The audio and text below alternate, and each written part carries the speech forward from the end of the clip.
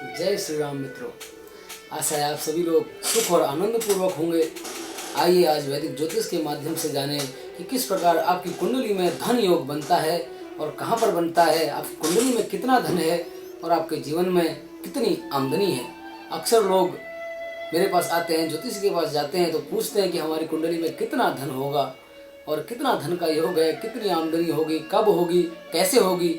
तो आइए बहुत सरल तरीके से वैदिक ज्योतिष के माध्यम से जानें कि आपकी कुंडली में किस प्रकार धन की प्राप्ति हो सकती है और कितनी धन की प्राप्ति हो सकती है, कब धन की प्राप्ति हो सकती है और किस प्रकार जो बैठे हुए ग्रह हैं उनको बल देकर हम थोड़ा सा धन अधिक प्राप्त कर सकते हैं। देखिए, धन प्राप्त होना बहुत जरूरी है। जीवन का एक मुख्य अंग है धन। लक्ष्मी जी की कृपा के बिना जीवन अधूरा रहता है, क्योंकि एक जब हम आरती करते हैं लक्ष्मी जी की तो एक आरती का पद आता है कि तुम बिन यज्ञ न होते, व्रत न हो पाता, खान पान का वैभव सब तुमसे आता। तो ये सब कुछ चाहिए तो हमें लक्ष्मी जी की कृपा अवश्य जीवन में चाहिए। और हमारे वैदिक दर्शन में, हमारे पुराणों में कहा जाता है कि जिसने अपने जीवन की द्वितीय अवस्था में धन अर्जन नहीं किया तो चौथी अवस्था में वो बड़ा दुखदायी होता है। वो कहते हैं कि प्रथमेन अर्जिता विद्या, द्वितीयेन अर्जितम धनम, तृतीयेन अर्जितम धर्मम, चतुर्थम किम करिष्यसि। पहली अवस्था में अगर विद्या धन नहीं किया, दूसरी अवस्था 25 से 50 तक धन नहीं अर्जन किया, लक्ष्मी जी की कृपा प्राप्त नहीं की, और तृतीय अवस्था में धर्म अर्जित नहीं किया, तो चौथी अवस्था में चतुर्थम किम करिष्यसि। तो सीधा महत्व है कि लक्ष्मी जी का हमारे जीवन में, धन का हमारे जीवन में बहुत महत्वपूर्ण स्थान है। तो आइए आज वैदिक ज्योतिष के माध्यम से जानें किस प्रकार द्वितीय भाव, पंचम भाव और एकादश भाव आपके जीवन में बहुत महत्वपूर्ण हैं और कैसे इनका प्रभाव आपके जीवन में पड़ता है। तो दूसरा भाव जो है उसको धन भाव कहा जाता है। किसी भी कुंडली में धन को देखने के लिए दूसरे भाव को, भावेश को और दूसरे भाव के कारक को देखना अति आवश्यक है।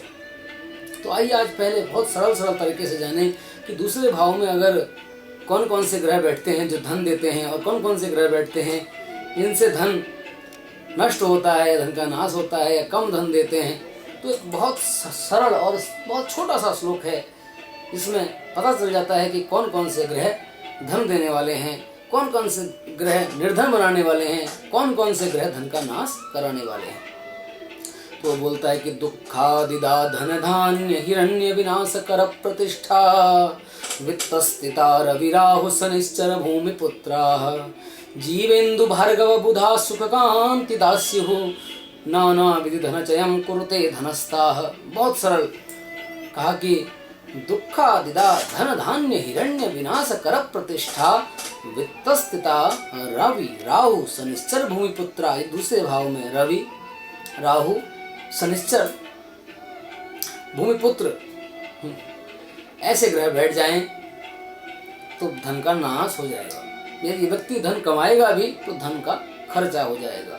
और अगले पद में कहा जीवेन्दु भार्गव बुधा सुख कांति दास्युः, नाना विधि धनचयं कुरुते धनस्थाः।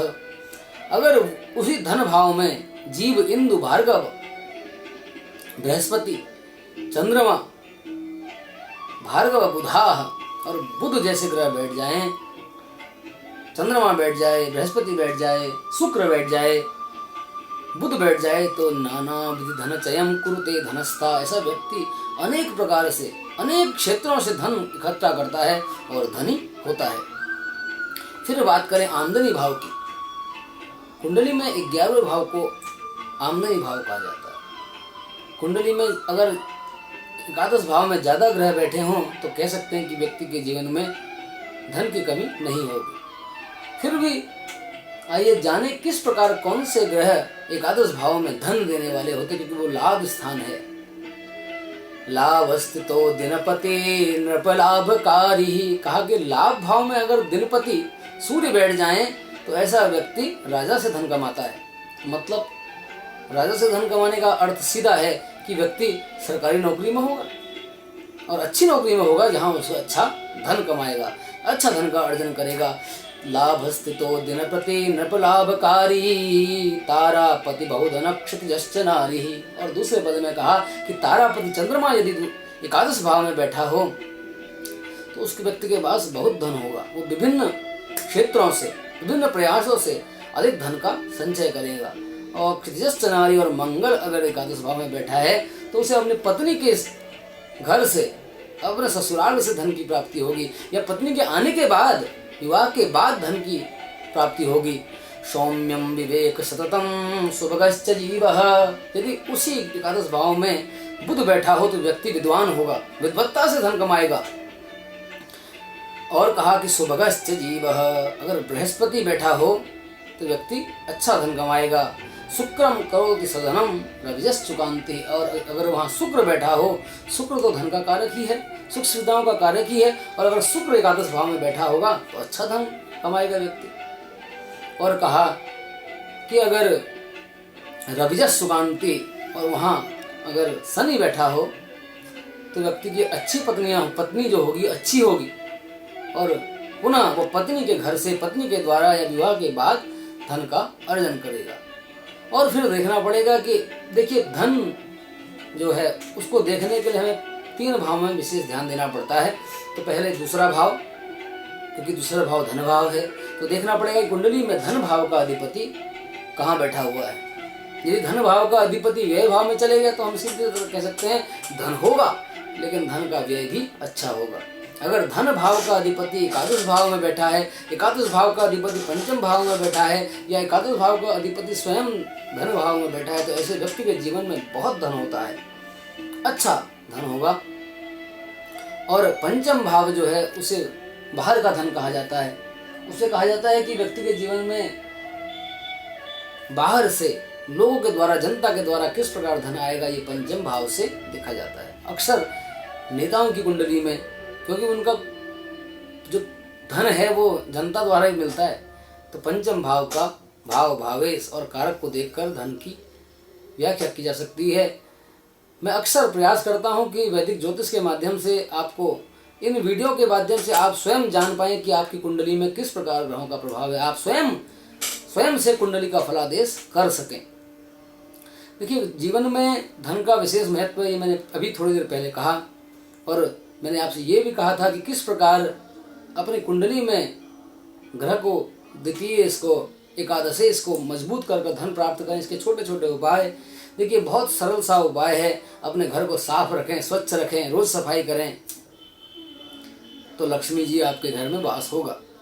दूसरी बात, एक और उपाय कहा जाता है कि स्फटिक का श्री यंत्र जिसकी प्रतिष्ठा करके अपनी तिजोरी में रखें तो लक्ष्मी जी को आकर्षित करने वाला है। लक्ष्मी का श्री यंत्र, नाम ही श्री यंत्र है। देखिए यंत्र जो है वो ऐसी आकृति है, ऐसा यंत्र जिसमें जो उस देवता को आकर्षित करता है।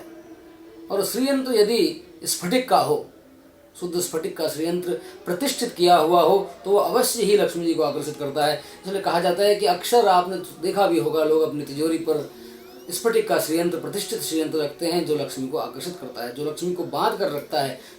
क्योंकि लक्ष्मी तो कुछ पता नहीं ना चला, लक्ष्मी चल है, कब चले जाए पता नहीं, तो उसे बांध कर रखने के लिए श्री यंत्र को अपने तिजोरी में रखें। अपनी तिजोरी में दक्षिणावर्त शंख, मोती शंख प्रतिष्ठित अपनी तिजोरी में रखें। वो आपके धन को जमा कर रखेगा, इकट्ठा करके रखेगा, और आप पर लक्ष्मी जी की कृपा बनी रहेगी। मैं भगवान से प्रार्थना करूंगा कि आप पर लक्ष्मी जी सदैव कृपा करें और जीवन में लक्ष्मी जी का सदैव प्रवाह रहे। इसी कामना के साथ आपने आज वैदिक ज्योतिष के माध्यम से जाना कि किस प्रकार कुंडली में धन योग और लक्ष्मी जी का किस प्रकार जाना जा सकता है। बहुत बहुत धन्यवाद। आपका जीवन सुख और आनंद से बीते। भगवान आप पर कृपा करें। जय श्री राम। बहुत बहुत धन्यवाद।